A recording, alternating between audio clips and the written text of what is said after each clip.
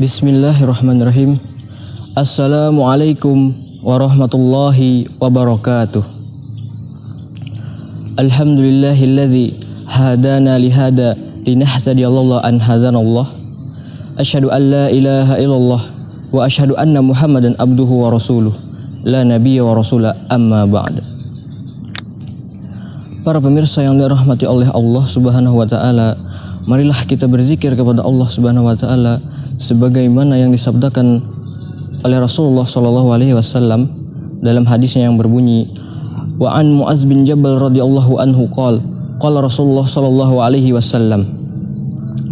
Dari Mu'adz bin Jabal radhiyallahu an, dia berkata, Rasulullah sallallahu alaihi wasallam bersabda, ma amila ibnu Adam amalan anjalahu min azabillah min dzikrillah. Tidak ada amalan yang dikerjakan oleh anak Adam yang lebih menyelamatkan dari azab Allah daripada zikir kepada Allah Subhanahu wa taala. Zikir kepada Allah Subhanahu wa taala adalah sebuah amalan yang dapat dikerjakan dimanapun dan kapanpun kita berada. Zikir adalah amalan yang mudah, akan tetapi dalam hadis tersebut dijelaskan bahwa zikir adalah suatu amalan yang dapat menyelamatkan kita dari azab Allah. Sebagaimana yang kita terus kerjakan setiap harinya, setiap kita beribadah, setiap kita melakukan pekerjaan yang mana diniatkan untuk mencapai keridhaan dari Allah Subhanahu wa taala, itu adalah termasuk zikir. Di saat kita mendapatkan rizki, kita mensyukuri nikmat-nikmatnya, itu adalah merupakan zikir kepada Allah Subhanahu wa taala.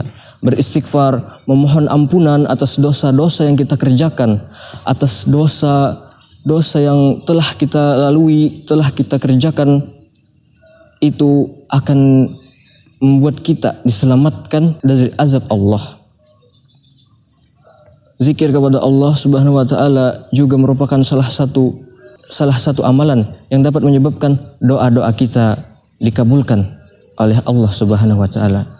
Sebagaimana yang diceritakan dalam kisah salah satu imam mazhab, yakni Imam Ahmad bin Hanbal. Pada suatu ketika Imam Ahmad bin Hanbal sangat ingin mengetahui kenapa perasaan beliau sangatlah aneh.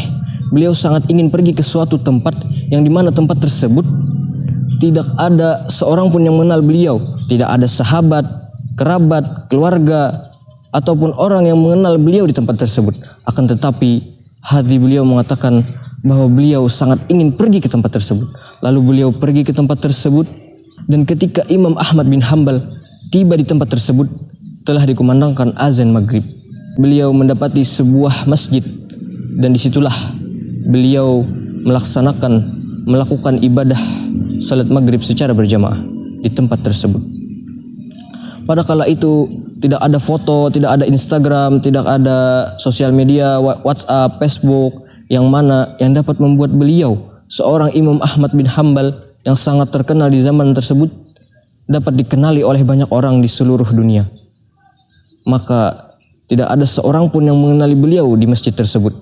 Pada saat setelah sholat maghrib tersebut, beliau mengambil sebuah Quran, lalu pergi ke pojokan masjid. Lalu beliau memurajaahi hafalan beliau, mengulang-ulang hafalan-hafalan yang telah dihafal beliau. Dan tak lama kemudian beliau mengulang-ulang hafalan beliau, maka tibalah saat Isya. Setelah salat Isya tersebut, beliau kembali ke tempat beliau, mengulang-ulang hafalan beliau tersebut, lalu tidur di tempat tersebut. Tidak lama setelah beliau tidur di tempat tersebut, datanglah marbot masjid yang membangunkan beliau dan seraya berkata, wahai Syekh, di sini ada peraturan yang membuatku melarangmu tidur di masjid ini. Maka Imam Ahmad bin Hanbal menjawab, aku tidak punya kenalan, tidak punya sahabat, kerabat ataupun orang yang mengenalku di sini. Maka perbolehkanlah aku, izinkanlah aku untuk tidur untuk malam hari ini. Maka besok pagi setelah sholat subuh aku akan pergi dari tempat ini. Akan tetapi marbot masjid tersebut terus bersikeras atas apa yang telah dia katakan, bahwasanya tidak ada orang yang boleh tidur di masjid tersebut karena peraturan yang ditetapkan oleh takmir masjid tersebut. Lalu takmir masjid tersebut atau marbut masjid tersebut mendorong-dorong Imam Ahmad bin Hambal hingga keluar masjid, hingga pelataran masjid. Lalu ditinggalkan Imam Ahmad bin Hambal seorang diri di pelataran masjid tersebut. Pada saat tersebut Imam Ahmad bin Hambal berpikir, lebih baik beliau tidur di pelataran masjid tersebut. Lalu beliau tidur, dan tak lama kemudian kembali lagi marbut masjid tersebut, lalu membangunkan beliau, mendorong beliau lagi hingga ke pinggir jalan. Pada saat itu ada orang yang menghampiri beliau, yaitu seorang pemilik toko roti. Lalu pemilik toko roti tersebut menawarkan kepada Imam Ahmad bin Hambal untuk menginap di tokonya pada malam itu. Lalu Imam Ahmad bin Hambal mengiyakan tawaran tersebut, lalu mengikuti pemilik toko tersebut ke toko roti tersebut. Imam Ahmad bin Hambal menemukan sesuatu yang sangat menarik bagi beliau, dikarenakan setiap pekerjaan yang dikerjakan oleh tukang roti tersebut ketika memasukkan garam, memasukkan telur, memasukkan tepung, mengaduk-ngaduk adonan tersebut, orang tersebut terus melantunkan zikir kepada Allah. Lalu Imam Ahmad bin Hambal berkata, orang ini tidak berhenti berzikir kecuali dia bertanya kepadaku atau aku bertanya balik kepadanya. Maka Imam Ahmad bin Hambal memberanikan diri bertanya kepada tukang roti tersebut dengan pertanyaan, wahai penjual roti, apakah yang engkau dapatkan dari zikirmu kepada Allah tersebut? Maka penjual roti tersebut berkata, tidak ada hal yang kuinginkan kecuali satu permintaanku yang sampai sekarang belum pernah dikabulkan oleh Allah Subhanahu wa taala. Maka Imam Ahmad bin Hambal penasaran, lalu bertanya balik, apakah permintaanmu wahai penjual roti tersebut? Penjual roti tersebut berkata, aku sangat ingin bertemu dengan Imam Ahmad bin Hambal. Lalu pada saat itu Imam Ahmad bin Hambal berkata, zikirmulah yang menyebabkanku datang ke tempat ini.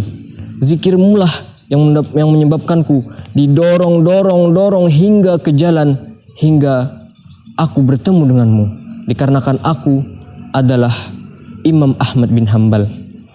Dalam kisah ini kita dapat mengambil kesimpulan bahwa zikir kepada Allah dapat menyebabkan doa-doa kita dikabulkan oleh Allah Subhanahu wa taala.